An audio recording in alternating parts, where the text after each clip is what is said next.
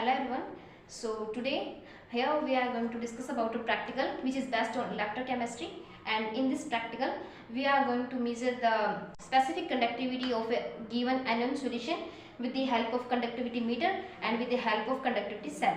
And first of all, let's introduce all of you with the instrument and its parts. Let's come to the instrument. As you can see, here is our conductivity meter instrument. तो सबसे पहले हम बात करते हैं conductivity metre के बारे में। जैसा कि इसकी डिस्प्ले के ऊपर शो हो रहा है कि ये सिस्टोनिक्स कंपनी का कंडक्टिविटी मीटर 304 है। कंडक्टिविटी मीटर के दो फीचर पैनल होते हैं, फ्रंट पैनल और रियर पैनल। फ्रंट पैनल इसके आगे का भाग होता है और रियर पैनल इसके पीछे का भाग होता है, जिसपे विभिन्न प्रकार की नोब होती है। जैसा कि आप देख सकते हैं, ये कंडक्टिविटी मीटर का फ्रंट पैनल है। तो इस पर 3 नोब और एक डिस्प्ले दी जाती है। सबसे पहले हम बात करते हैं रेंज नोब के बारे में। रेंज नोब की हेल्प से हम कंडक्टिविटी मीटर के कैलिब्रेशन के लिए यूज़ होने वाले 0.1 NaCl सॉल्यूशन की कंडक्टिविटी की रेंज को सेट करते हैं। जैसा कि हम देख सकते हैं, इस रेंज नोब की रेंज माइक्रो सीमेंस से लेकर मिली सीमेंस तक है। उसके बाद बात करते हैं फंक्शन नोब के बारे में। जैसा कि आप देख सकते हैं, फंक्शन नोब के थ्रू हम कंडक्टिविटी मीटर को टेम्परेचर, कंडक्टिविटी या कंडक्टिविटी 25 डिग्री सेल्सियस के लिए सेट कर सकते हैं।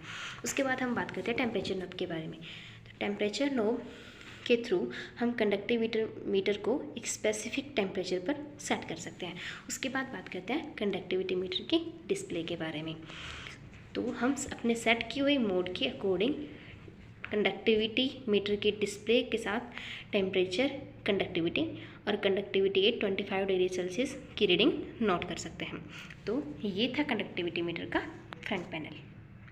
अब हम बात करते हैं कंडक्टिविटी मीटर के रियर पैनल के बारे में।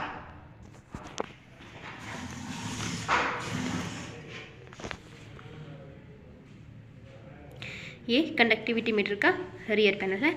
जैसा कि आप देख सकते हैं, इसमें 2 वायर लगी हैं जो कंडक्टिविटी सेल से जुड़ी है। उसके बाद एक नोब है जिसके थ्रू हम सेल कांस्टेंट को चेंज कर सकते हैं। उसके बाद मेन वायर है। उसके बाद जैसा कि आप देख सकते हैं, ये फ्यूज है और ये है कंडक्टिविटी मीटर का पावर ऑन या ऑफ स्विच। तो ये था कंडक्टिविटी मीटर। ये है कंडक्टिविटी सेल जो पीवीसी या ग्लास का बना होता है। जैसा कि हम जानते हैं कि एक सेल में 2 इलेक्ट्रोड होते हैं, इसी तरीके से कंडक्टिविटी सेल में 2 प्लेटिनम इलेक्ट्रोड होते हैं। पर इसे पोलराइजेशन के बचाने के लिए इलेक्ट्रोड्स के ऊपर प्लेटिनम क्लोराइड की थिन लेयर चढ़ी होती है। इसका उपयोग हम कंडक्टिविटी मेजरमेंट के लिए करते हैं। जब हम कंडक्टिविटी सेल को एक सॉल्यूशन में डिप करते हैं तो कंडक्टिविटी मीटर की डिस्प्ले के हेल्प से हम उसकी कंडक्टिविटी को नोट कर सकते हैं। उसके बाद हम बात करते हैं ब्यूरेट और ब्यूरेट स्टैंड की, जिसका उपयोग हम एसिड और बेस के टाइट्रेशन के लिए करेंगे। तो ये था कंडक्टिविटी मीटर, कंडक्टिविटी सेल और इसका पूरा इंस्ट्रूमेंट, जिसके थ्रू हम किसी भी अननोन सॉल्यूशन की कंडक्टिविटी को ज्ञात कर सकते हैं।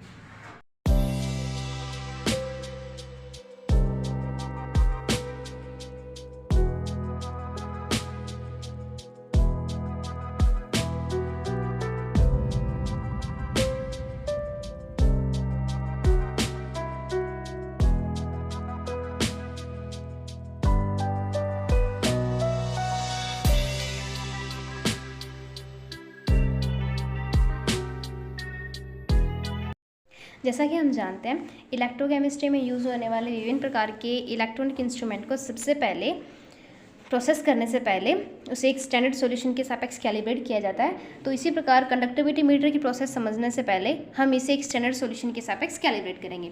तो स्टैंडर्ड सॉल्यूशन के लिए हमने लिया है 0.1 NaCl सॉल्यूशन, जैसा कि आप यहाँ देख सकते हैं। तो इसकी कैलिब्रेशन प्रोसेस के लिए हम कंडक्टिविटी सेल को 0.1 NaCl सॉल्यूशन में डिप करते हैं। लेकिन डिप करने पर यह सावधानी रखी जाती है कि कंडक्टिविटी सेल का दोनों इलेक्ट्रोड इस सॉल्यूशन में अच्छे से डिप हों। इस प्रोसेस के बाद हम कंडक्टिविटी मीटर को एक स्पेसिफिक टेम्परेचर के लिए सेट करते हैं। तो इसके लिए हम 0.1 KCl सॉल्यूशन में थर्मामीटर डिप करके इसका टेम्परेचर नोट करते हैं। जैसा कि हम देख सकते हैं, इसका टेम्परेचर 20 डिग्री सेंटीग्रेड है। अब हम कंडक्टिविटी मीटर को 20 डिग्री सेंटीग्रेड टेम्परेचर के लिए सेट करेंगे। तो सबसे पहले हम फंक्शन नोब को टेम्परेचर मोड पर रखेंगे। उसके बाद टेम्परेचर नोब की हेल्प से इसे 20 डिग्री सेंटीग्रेड टेम्परेचर पर सेट करेंगे। जैसा कि आप देख सकते हैं हमारा कंडक्टिविटी मीटर 20 डिग्री सेंटीग्रेड के लिए सेट हो चुका है। अब हम इसकी कैलिब्रेशन के प्रोसेस में इसे एक कंडक्टिविटी के लिए सेट करते हैं। तो इसके लिए हम 0.1 KCl सॉल्यूशन की कंडक्टिविटी को मेज़र करते हैं। तो सबसे पहले फंक्शन नॉब की हेल्प से हम इसे कंडक्टिविटी के लिए सेट करते हैं। अब हम देखते हैं कि डिस्प्ले पर इसकी रीडिंग 12.1 आ रही है, लेकिन हम जानते हैं कि 0.1 KCl सॉल्यूशन की कंडक्टिविटी 14.1 के लगभग होती है।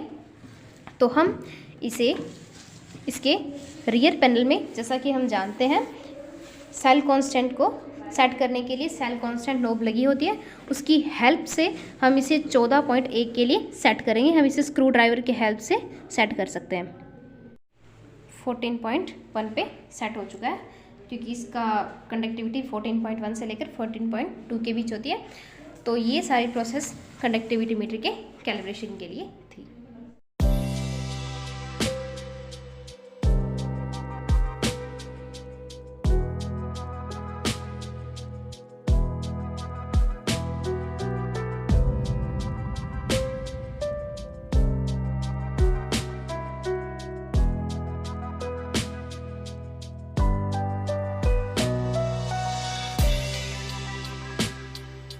स्टार्ट करते हैं। लेकिन टाइट्रेशन करने के लिए हम हर बार 0.5 ml NaOH सॉल्यूशन को ब्यूरेट की हेल्प से इसमें डालते हैं, HCl सॉल्यूशन में डालते हैं और कंडक्टिविटी मीटर की हेल्प से उसकी कंडक्टिविटी को नोट करते हैं। लेकिन इसी बीच ये ध्यान रखा जाना चाहिए कि हमारा सॉल्यूशन समांग प्रकृति का हो, इसलिए हम इसे बार बार स्टीयर, इलेक्ट्रॉनिक स्टीयर या फिर ग्लास रोड की हेल्प से इसे हिलाते रहते हैं, ताकि इसका सॉल्यूशन हमेशा समांग रहे और हमें रियल एग्जैक्ट कंडक्टिविटी मीटर की हेल्प से प्राप्त हो सके। अब हमने कंडक्टिविटी सेल को NaOH सॉल्यूशन में